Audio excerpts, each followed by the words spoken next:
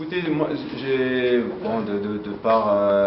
j'ai passé, parce que je ne me suis pas présenté tout à l'heure, j'ai passé 16 ans au Stade Rennais Football Club, où j'ai commencé chez les jeunes. J'ai eu la chance de gagner pas mal de titres nationaux chez les jeunes, avant de terminer adjoint à l'équipe professionnelle, et puis ensuite d'enchaîner sur 6 ans en Ligue 2, Ligue 1, dans des clubs différents comme Sedan, Nantes et Brest.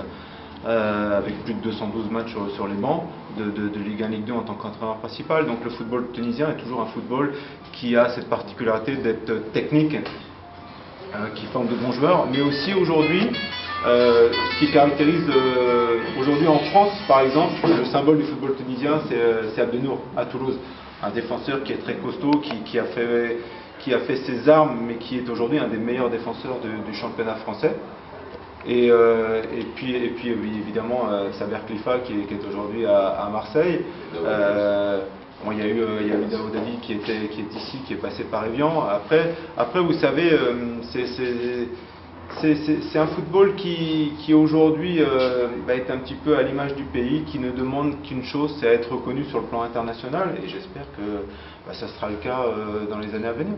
Avez-vous un message à adresser au public clubiste?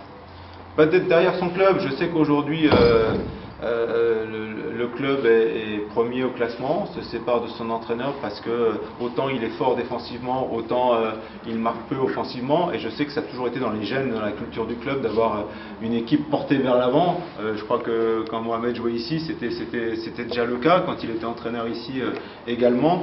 C'est un petit peu le reproche qui a été fait, donc on sait que c'est une mission difficile parce que le club est premier, et on doit par rapport à ça féliciter tout le travail qui a été fait auparavant, parce que on arrive dans un club qui est premier, donc on est presque nous des privilégiés. Moi je le prends comme ça.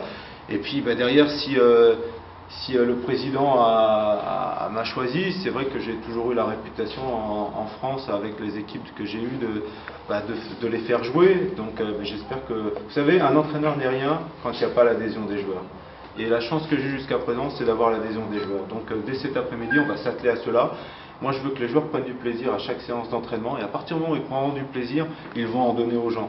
Et voilà. Et la Tunisie est un pays aujourd'hui qui a besoin de retrouver un grand sourire, et puis de prendre du plaisir au quotidien. Quel objectif avez-vous fixé avec le président à la tête du club africain? D'être champion. C'est aussi simple que ça. D'être champion, ça c'est l'objectif.